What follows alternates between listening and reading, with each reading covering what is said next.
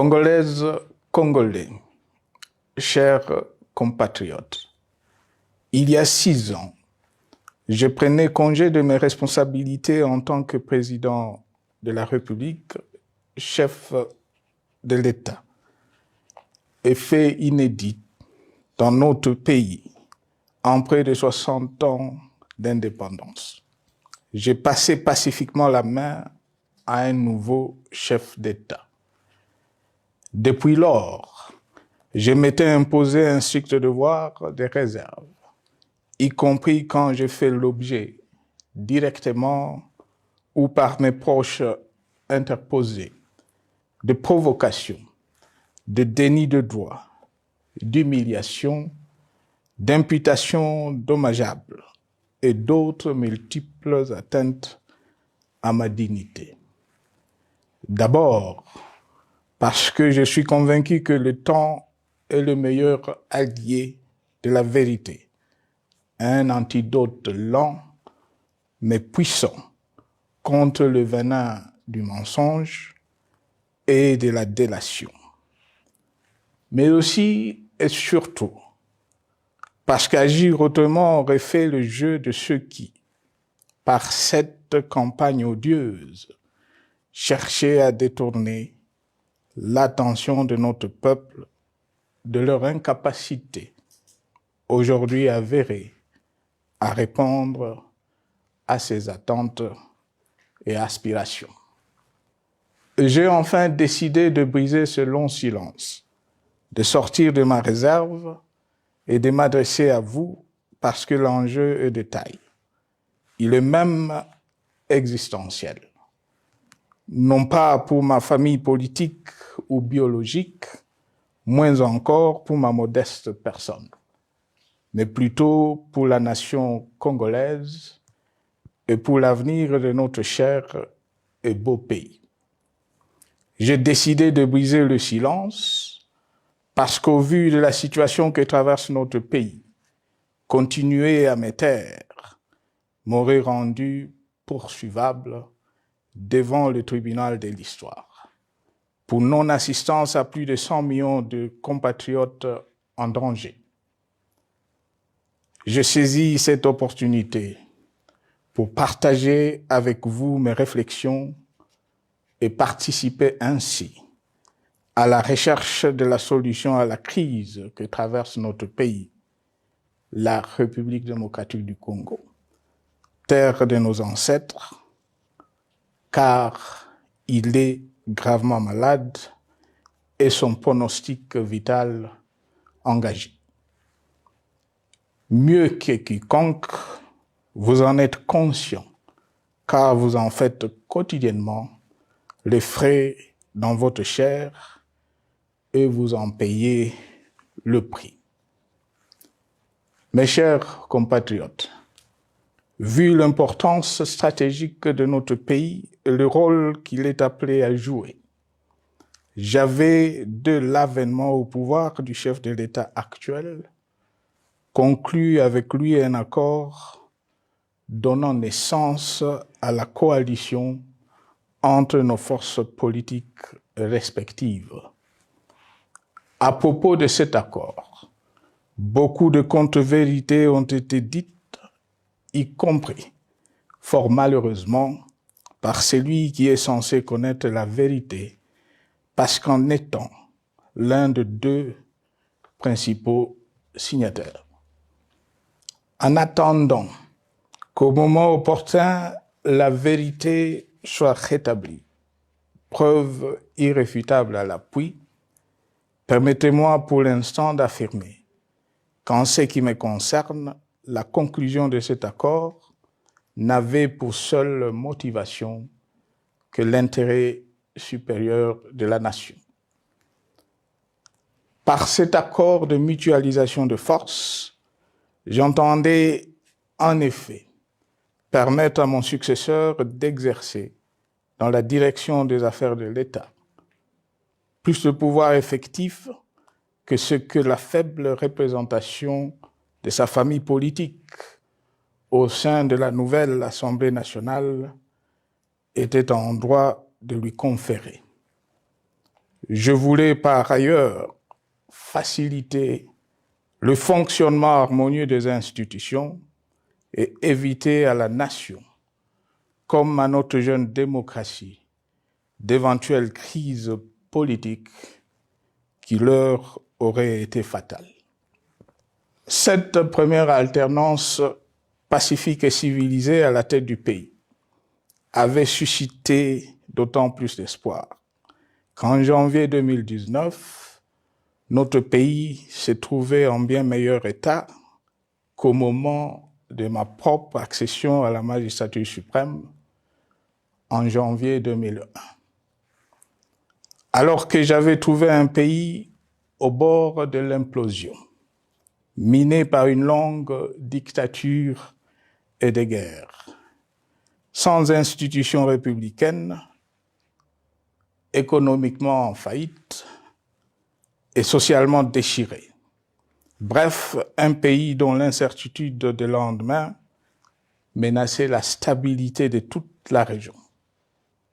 Le 24 janvier 2019, j'avais en effet légué un bien meilleur héritage à mon successeur, à savoir un pays réunifié, largement pacifié et dont les limites territoriales correspondaient exactement à celles qu'elles étaient au 30 juin 1960.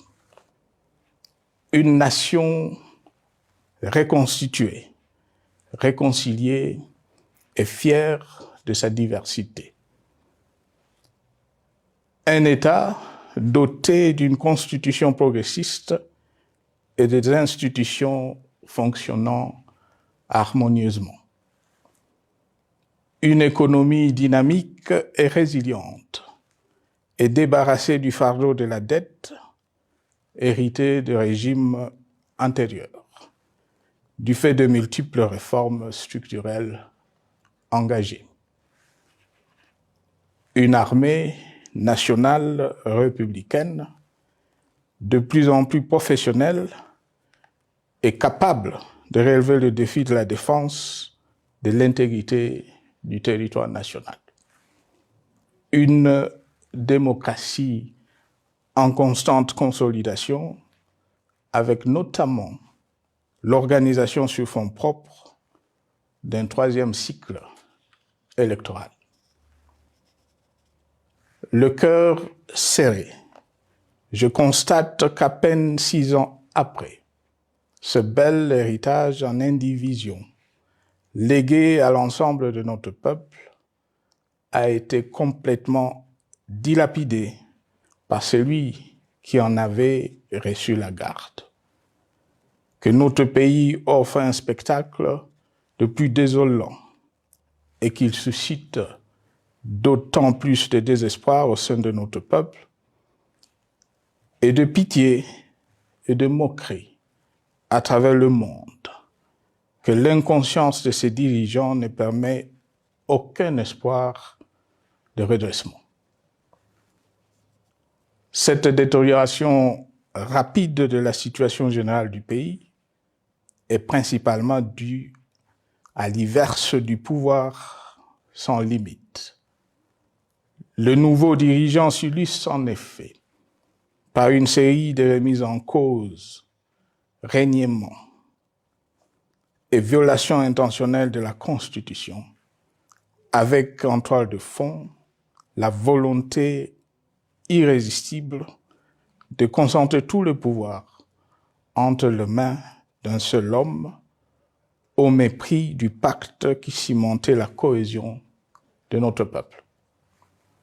Le premier acte de remise en question de ce pacte républicain, véritable socle de stabilité et de cohésion nationale, a consisté à violer délibérément la Constitution et les lois pertinentes lors du premier remaniement de la Cour constitutionnelle par le président de la République. La violation de ce texte juridique, fondement de tout état de droit, pour de simples raisons de confort politique est devenue depuis lors une marque distinctive de la gouvernance de notre pays.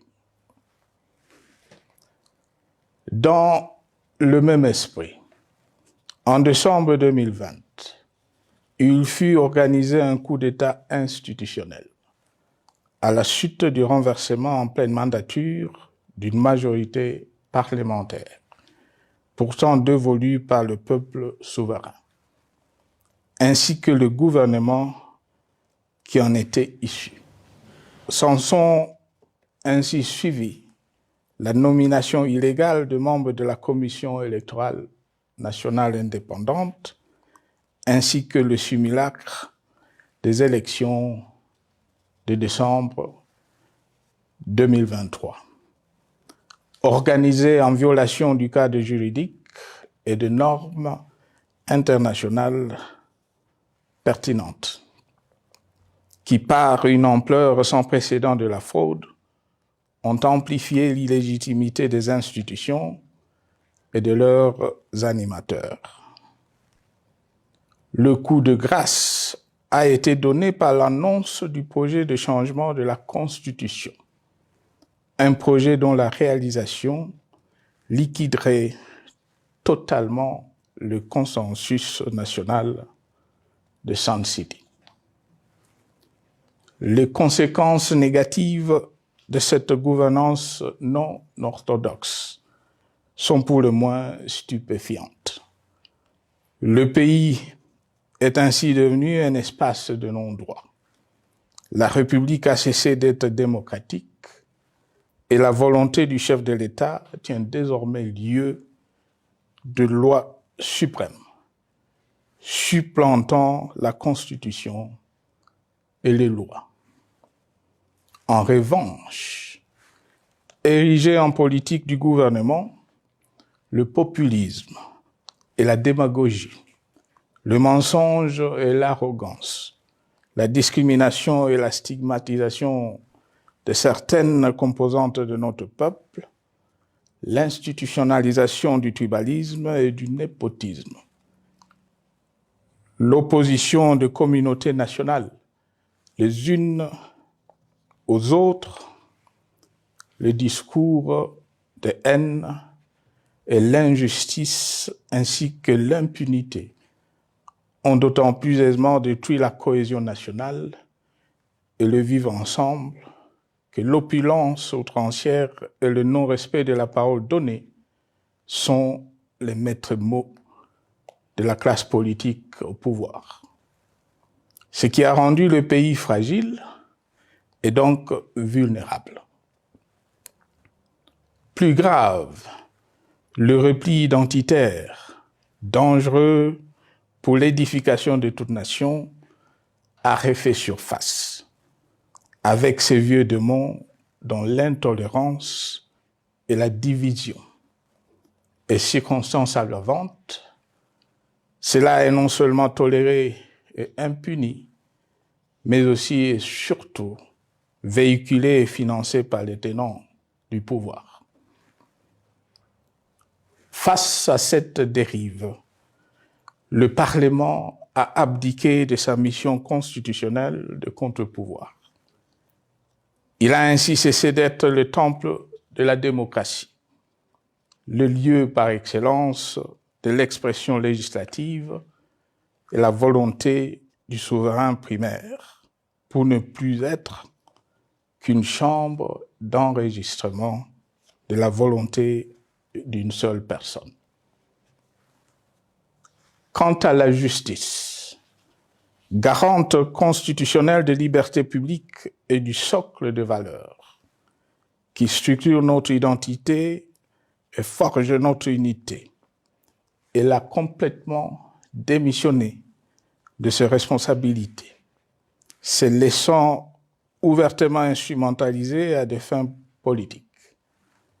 Elle n'est donc plus qu'un instrument d'oppression d'une dictature qui tente désespérément de survivre à contre-courant de l'histoire, par la terreur et l'imposition de la pensée unique. Rôle peu louable, qu'elle partage avec les milices tribales, ainsi que la police et le service de renseignement, eux aussi détournés de leur noble mission de protection des citoyens et de sécurisation de l'État. Sur le plan économique, la situation est de plus inquiétante. Malgré l'augmentation des recettes publiques, essentiellement due à l'arrivée à maturité de toutes les réformes courageusement votées de 2002 à 2018, notamment le nouveau code minier, forestier, des hydrocarbures, des assurances et de la sous-traitance, et un niveau d'aide financière accru de la part des institutions de Bretton Woods. Aucun investissement n'a été réalisé pour doter le pays d'infrastructures modernes, soutenir des réformes structurelles et stimuler la croissance. Par contre, l'inflation et la dépréciation monétaire, jadis vaincues, sont de retour. La corruption et le détournement de deniers publics ont atteint un niveau inédit. Et l'endettement public que nous avions maîtrisé de 2010 a de nouveau grimpé en flèche, dépassant la barre de 10 milliards de dollars et suscitant des inquiétudes légitimes quant à la solvabilité à moyen et long terme du pays. Les conséquences sur le plan social sont aussi dramatiques. Aggravation du chômage, accumulation des arriérés des salaires des agents de l'État, baisse drastique du niveau de vie de la population et recrudescence du banditisme urbain, de l'exode rural et de la famine dans un nombre croissant de provinces. Les Congolais sont désormais en proie à une véritable angoisse existentielle. Parmi les victimes résignées de ce gâchis se trouve en bonne place notre jeunesse, qui a été pourtant de tout le combat démocratique et qui a beaucoup cru aux vertus de l'alternance pacifique. Aujourd'hui, sans repère ni perspective sérieuse du lendemain, ils se sont abandonnés, laissés à la merci des entrepreneurs de conflits et de vendeurs d'illusions de tous bords. Rien de ce qui lui a été promis depuis 6 ans n'a été réalisé. À cette jeunesse désabusée, comme à l'ensemble de notre peuple, nous tenons à donner une assurance. L'échec d'un régime compromet, mais ne scelle pas définitivement le sort d'un peuple.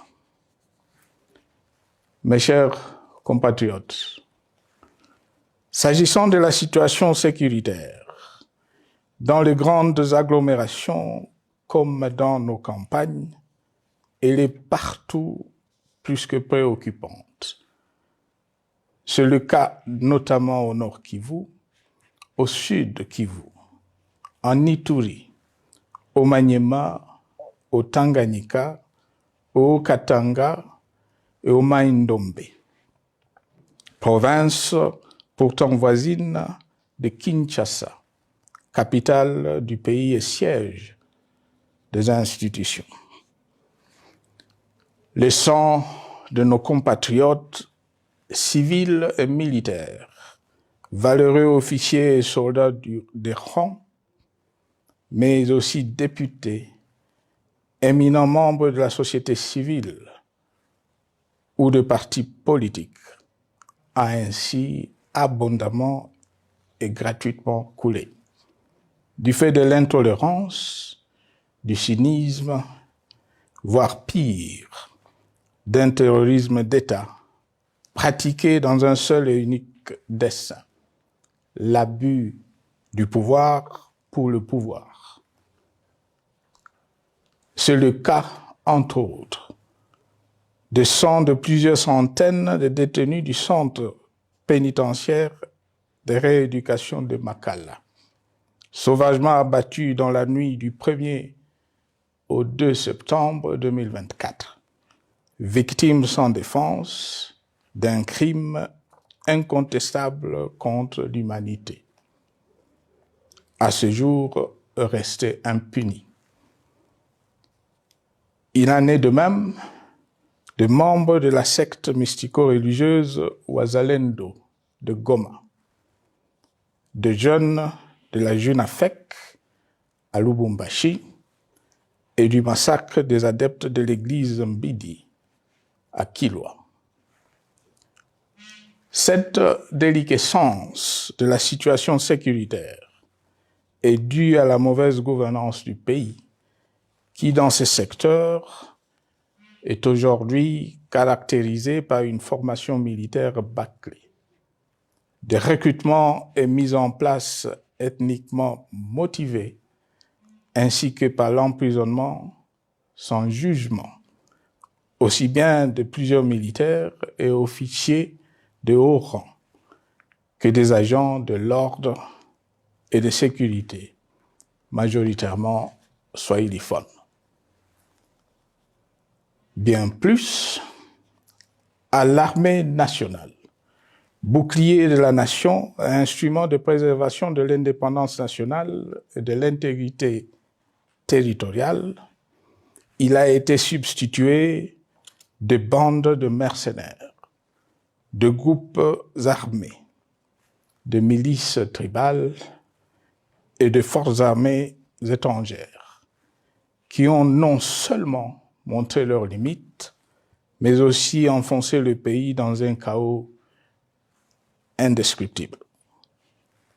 L'État a ainsi perdu le monopole de la violence légitime en sous-traitant aux groupes armés, autrefois maîtrisés, le maintien de l'ordre public et de la tranquillité nationale. Et comme si cela ne suffisait pas, l'armée nationale est vilipendée, conspuée et tournée en dérision par les autorités qui n'assument jamais rien alors qu'elles sont censées veiller à sa consolidation et à sa respectabilité. Pour les avoir formés, commandés et conduits au front, je connais nos soldats, boucs émissaires aujourd'hui de toutes les contre-performances enregistrées sur les champs de bataille. Ils ne sont pourtant pas intrinsèquement moins bons, moins nationalistes et moins loyaux. Ce qui a changé entre-temps, c'est la qualité du commandement et de leur prise en charge. Au niveau régional, le gouvernement a levé l'option désastreuse de se détourner de deux principaux instruments internationaux qui étaient à la base de l'architecture régionale de paix et de sécurité, laquelle avait permis la stabilité régionale que le président actuel avait trouvée lors de son accession au pouvoir, à savoir le pacte sur la sécurité, la stabilité et le développement dans la région de Grand Lac et l'accord cadre pour la paix, la sécurité et la coopération pour la République démocratique du Congo et la région. Plus grave encore, en faisant de forces négatives, les FDLR, ainsi que des centaines de groupes armés congolais, des supplétifs des forces armées de la République démocratique du Congo, le gouvernement a ouvert la voie à la régionalisation du conflit, avec des conséquences inévitables sur la stabilité de la région. Mes chers compatriotes, alors que sur le plan institutionnel, politique, économique et social, les fondamentaux avaient été établis et que le pays avait été placé sur la rampe de lancement, prêt à décoller. Nous voici, hélas, en un temps record, soit 6 ans, de nouveau à la case départ.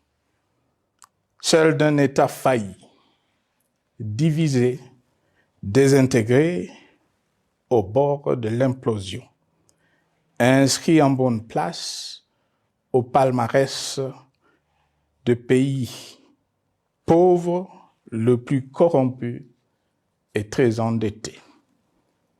En atteste tout le rapport tant du Conseil de sécurité des Nations Unies que ceux sur l'indice de développement humain et sur la pauvreté. La crise qui déchire notre pays est donc profonde et multidimensionnelle. Sa solution doit être nécessairement globale. Toute autre approche n'a donc aucune chance de conduire à une paix durable. Bien plus, le Congo est intemporel. Il n'appartient pas à tel ou tel régime politique, ce dernier étant par définition rotatif et donc passager en démocratie. Il appartient plutôt au peuple congolais dans sa grande diversité.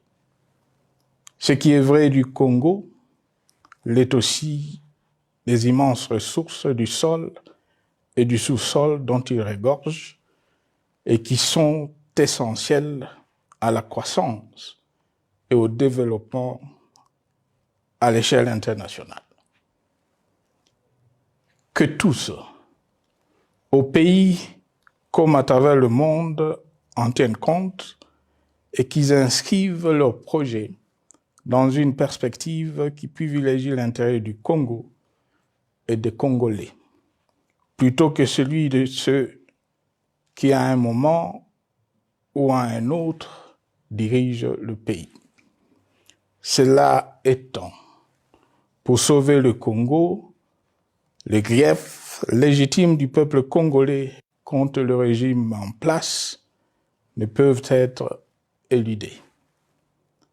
Ils doivent plutôt être pris en compte. La dictature doit prendre fin et la démocratie, tout comme la bonne gouvernance économique et sociale, doivent être restaurées. Car, comme en témoigne l'histoire, il ne peut y avoir de solutions sécuritaires définitives sans solution politique sincère. Sinon, il y aura de nouvelles vagues de convulsions politiques, de troubles à la paix, d'insécurité, d'instabilité institutionnelle, de conflits armés et de guerres civiles. Perspective qu'en toute responsabilité, nous, Congolais, ne pouvons plus nous permettre. Il est dès lors vital que les multiples initiatives de recherche de la paix, Luanda, Nairobi, EAC SADC, l'Union africaine, Doha et Washington, que nous accueillons favorablement, les considérant comme autant de signes de compassion et de solidarité à notre peuple, soient conscientes de cette exigence. Qu'elles accordent aux Congolais à la fois maîtres de leur destin et premières victimes de cette crise la place centrale qui leur revient de droit, aussi bien dans le diagnostic du mal dont souffre le pays que dans la prescription du traitement dont il a besoin pour en guérir définitivement. Il convient de noter à ce sujet que le gouvernement de Kinshasa s'est enfin résolu à se mettre autour d'une même table avec l'AFC M23 depuis plusieurs semaines à Doha, même si, bizarrement, il continue à considérer comme un crime le fait que les autres Congolais se parlent entre eux. C'est le lieu pour moi de saluer la démarche des évêques de la CENCO et de l'ECC, qui a le mérite de n'exclure du débat aucun sujet, ni aucun de nos compatriotes. Sans être parfaite, cette initiative conjointe des Églises mérite le soutien et, si nécessaire, des enrichissements de la part de notre peuple. Mes chers compatriotes, une fois n'étant pas coutume, il convient de dénoncer la falsification de l'histoire par ceux dont le jeu pervers dans l'opposition naguère, comme aujourd'hui au pouvoir, a consisté et consiste encore à calomnier, à diffamer, à diaboliser et à diviser pour gagner et régner, à se défausser sur les autres pour justifier leur contre-performance, quelles qu'en soient les conséquences sur la cohésion nationale ou en termes de vies humaines injustement brisées ou perdues. Une preuve, s'il en fallait encore, vient de nous en être donnée une fois de plus.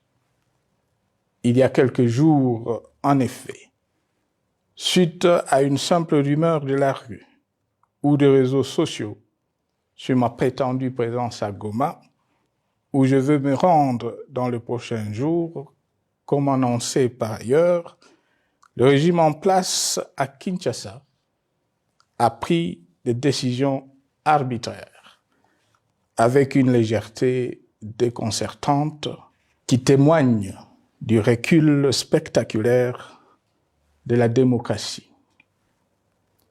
Mieux que quiconque, vous savez que pour moi, le Congo est la priorité absolue, que sa souveraineté et son intégrité territoriale ne sont pas négociables, que mon engagement pour la démocratie, la cohésion nationale, la paix et la stabilité n'est pas un slogan creux, et que le respect de la Constitution et des lois du pays, autant que celui de la parole donnée, sont sacrés. Militaire, j'ai juré de défendre la patrie jusqu'au sacrifice suprême. Hier au pouvoir, aujourd'hui en dehors du pouvoir, je demeure plus que jamais fidèle à ce serment.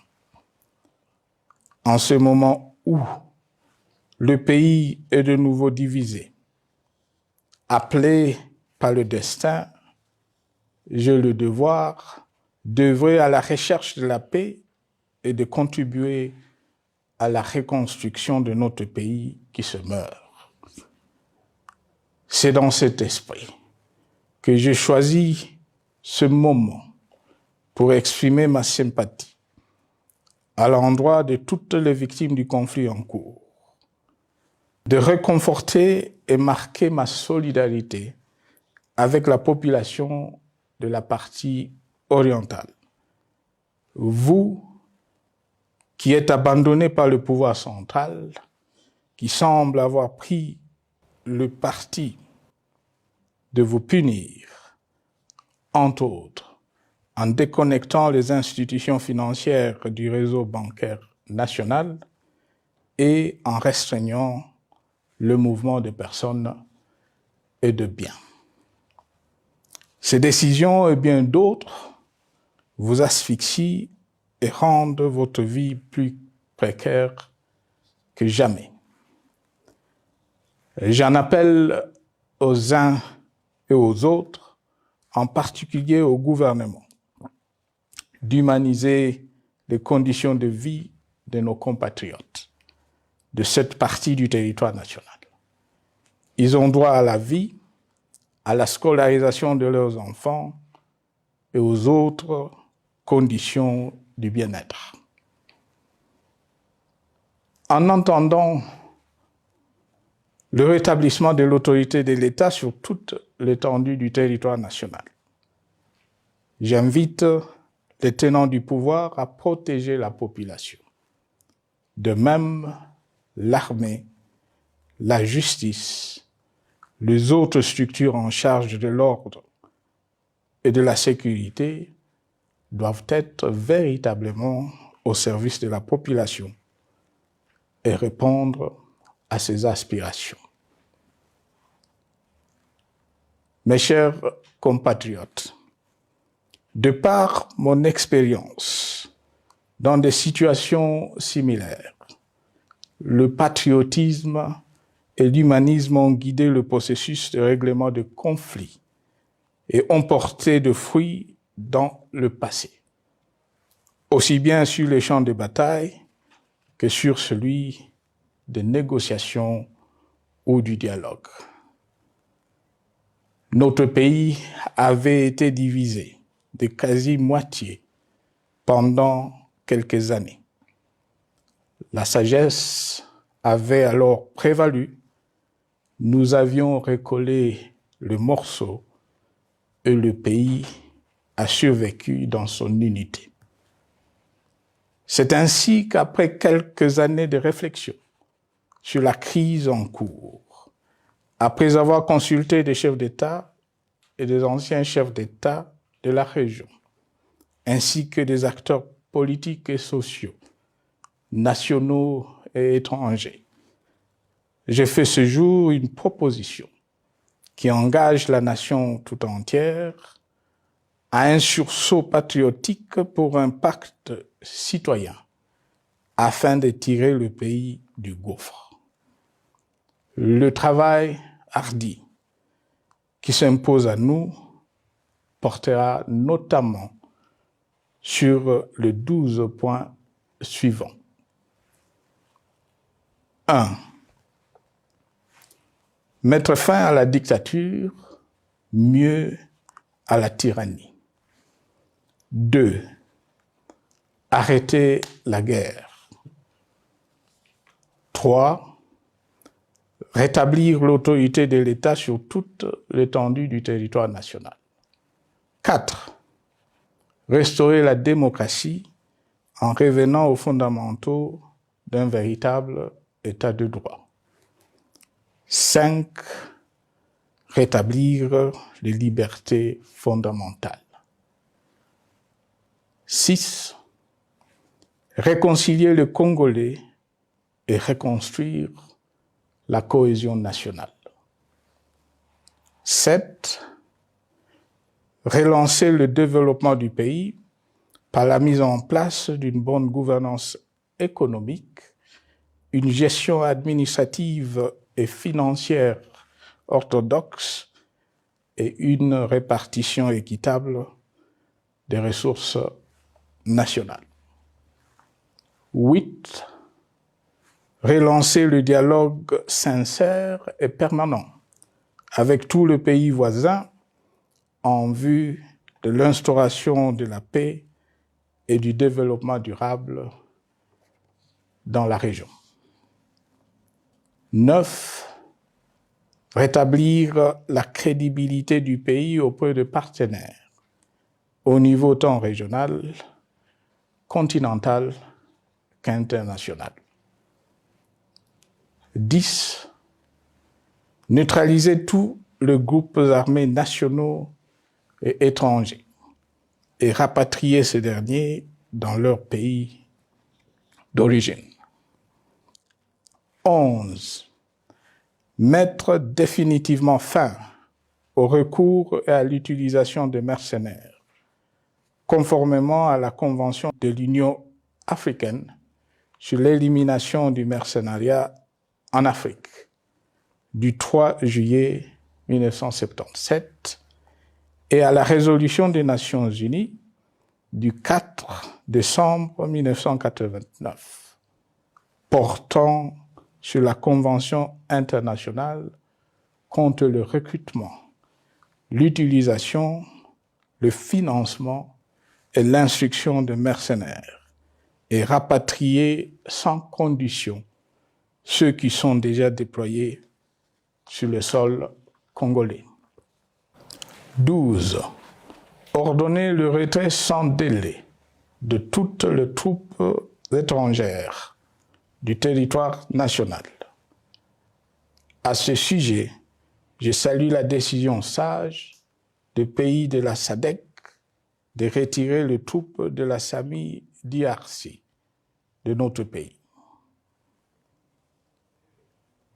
Vu l'immensité de la tâche ainsi décrite, je lance un appel solennel à tous les Congolais, sans distinction de sexe, d'ethnie, d'âge, de classe sociale, de zone géographique ou d'appartenance politique, qui aiment passionnément le Congo, qui sont prêts à tous les sacrifices, qui adhèrent sans réserve au pacte républicain de Sun City et qui tiennent au respect de la Constitution du 18 février 2006, à se dire autour de ces objectifs. Il s'agit de la refondation de l'État et de l'édification d'un pays qui a perdu ses repères.